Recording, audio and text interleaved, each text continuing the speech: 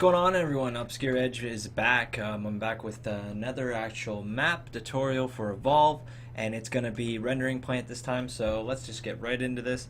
We're going to start off once again with Griffin sound spikes. Get my little floating circle. So right here, actually let me get rid of the circle. Right here, let me get the pencil. Right here, he can't go over as monster, which is always good. This part here, which is I call the foot because it kind of looks like a foot. I don't know why. That was a little deformed fit. Anyway, he can get over this. But anyway, this whole area here is pretty much solid. You can't get over. You have to go around this because obviously that's where the what do you call it? The power relay is. So anyway, so we're gonna start off putting one of Griffin's sound spikes right about there, which covers the whole map, which means you're cutting off the map. You're pretty much cutting the map in half. So let's just start off with putting more sound spikes. So this place is a really good spot as well. You get to cover all the areas, and wow, you get to cover all four of these boulders here, which is really good. And then you cover the back area as well. And we'll get right down here.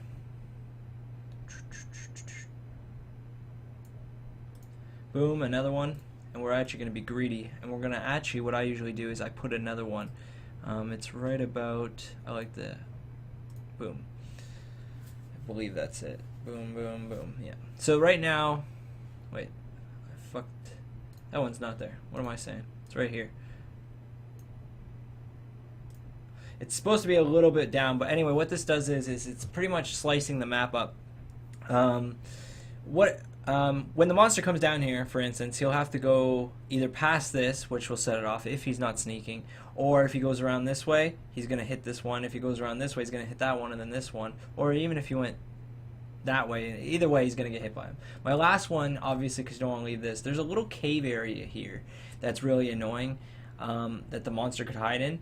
But there's also this river bend here, which has all those animals and stuff. But even still, I do put mine. It's right about there, and this is where I put my 5 sound spikes. Remember, you have to kind of look in the area where you have to put them. I always put mine up high. I always hide mine.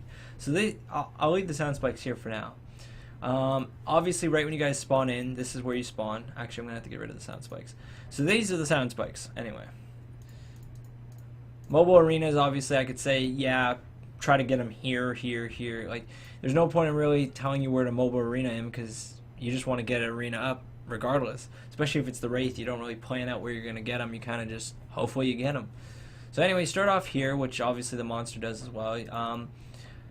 Because the map is cut right here, even though you start here, this is the bigger half of the map than that one, and this is usually where all the food is. If you do choose to go up here, this whole river bend right here has like tons and tons of wildlife to feed on as the monster, which is really good. There's a cave system right in here, and it goes through there, and it's got tons of little animals. As we all know, we have that weird like giraffe kind of thing that's always here. It spawns with, I think it reminds me of Star Wars, those walker things. We usually have a crab that spawns here. We have another, I believe it's another giraffe there. But I don't remember every like single spawn for the wildlife.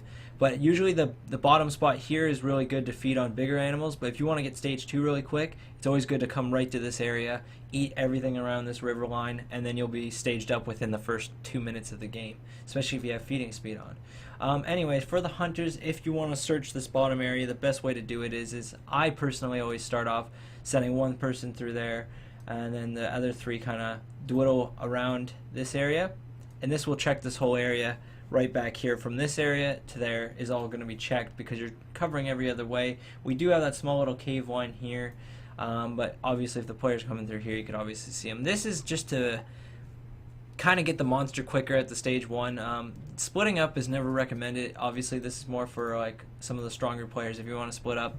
And this is assuming you don't have Daisy, because you could just follow Daisy. Another way is I always say follow 2 there, and then have 2 come around this area, and this cuts off this whole area. Obviously it leaves this cave, but this is usually a first area of a lot of the starting monsters like to feed at, and that usually prevails. So obviously we have the power relay here. fights at this power relay are pretty decent for the hunters, to be honest. I didn't cover this in my last map about the power relay, and I want to start doing it because it's really important. So this whole line here, it's a straight line. What I usually like to do is I like to throw a mobile arena up and make sure it's about as close as I can get it to the generator. So just say if it was about there, and just say if this is assuming that the monster got the stage 3 and you guys are going to fight it.